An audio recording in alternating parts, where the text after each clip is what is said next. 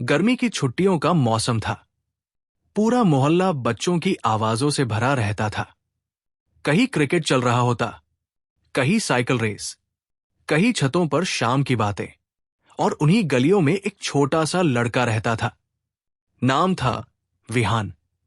लगभग 10 साल का, शरारती, जिद्दी और हर वक्त हंसते रहने वाला। लेकिन उसकी दुनिया की सबसे खास चीज थी उसके सामने वाले घर में रहने वाली एक लड़की, रिया। 2 चोटियां, नाक पर छोटी सी बिंदी और इतनी प्यारी हंसी कि विहान हर बार उसे देखकर खुद मुस्कुरा देता था। दोनों बचपन से साथ थे। सुबह स्कूल साथ जाना, शाम को साथ खेलना और रात को छत से एक दूसरे को हाथ हिलाकर गुड नाइट कहना। पूरा मोहल्ला मजाक करता था कि बड़े होकर दोनों की शादी होगी, और हर बार रिया शर्मा कर भाग जाती। लेकिन विहान, उसे वो मजाक सच लगता था, क्योंकि शायद उसे इतनी छोटी उम्र में ही प्यार हो गया था। एक दिन रिया के पापा का ट्रांसफर हो गया। पूरा घर सामान से भर गया। बड़े बड़े बॉक्सेस, पैकिंग और घर में अजीब सी उदासी। विहान को समझ नहीं आ रहा था कि आखिर हो क्या रहा है। जब उसे पता चला कि रिया दूसरे शहर जा रही है, तो पहली बार उसे ऐसा लगा जैसे कोई उसकी दुनिया उससे छीन रहा हो। रिया जाने वाले दिन उसके घर आई। उसके हाथ में एक छोटा सा ब्लू कलर का पेन था। उसने वो पेन विहान को दिया और कहा कि इसे संभाल कर रखना। विहान कुछ बोल नहीं पाया, बस चुपचाप खड़ा रहा, क्योंकि कभी कभी बच्चों को भी दर्द समझ आ जाता है। उस दिन जब रिया की कार गली से बाहर जा रही थी, विहान बहुत देर तक सड़क पर खड़ा उसे जाता हुआ देखता रहा। और उसके बाद वो गली कभी पहले जैसी नहीं लगी। समय गुजरता गया, स्कूल खत्म हुआ, कॉलेज आया, जिंदगी बदलने लगी। लेकिन कुछ चीजें नहीं बदली। विहान आज भी वो ब्लू पेन संभाल कर रखता था। कई बार उसने रिया को सोशल मीडिया पर ढूंढने की कोशिश की, लेकिन वो कहीं नहीं मिली। धीरे धीरे उसने मान लिया कि शायद अब वो कभी वापस नहीं आएगी। साल गुजर गए। अब विहान 28 साल का हो चुका था।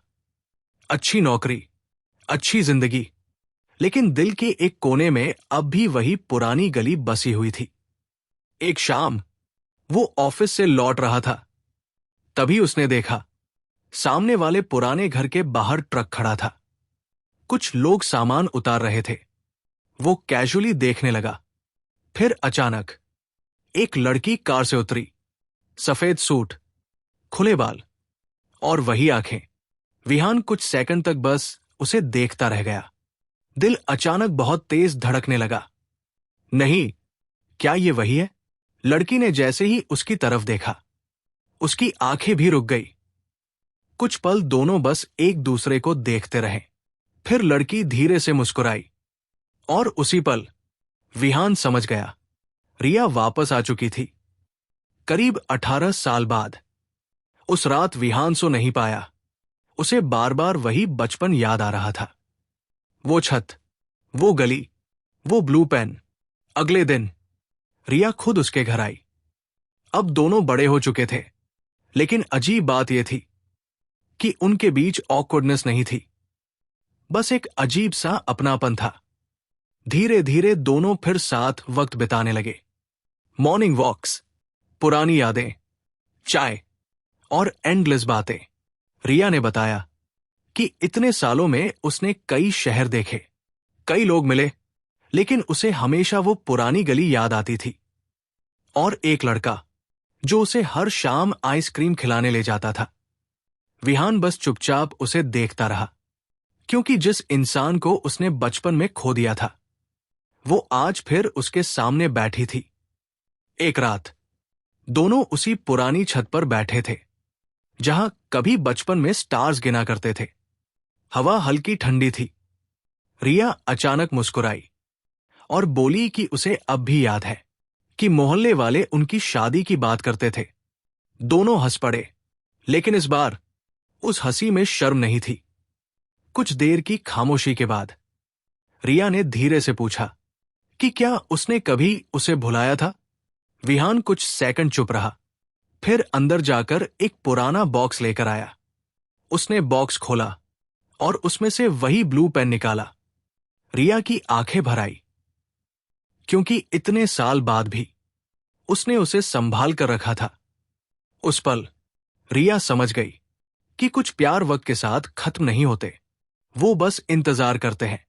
कुछ महीनों बाद दोनों की शादी हुई, उसी मोहल्ले में, उसी गली में जहां कभी दो बच्चे साथ खेला करते थे।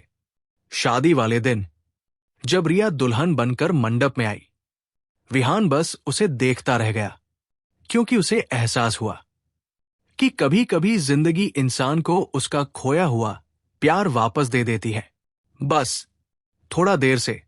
और शायद सबसे खूबसूरत प्रेम कहानियां वही होती हैं जो बचपन से शुरू होकर पूरी जिंदगी तक चलती है।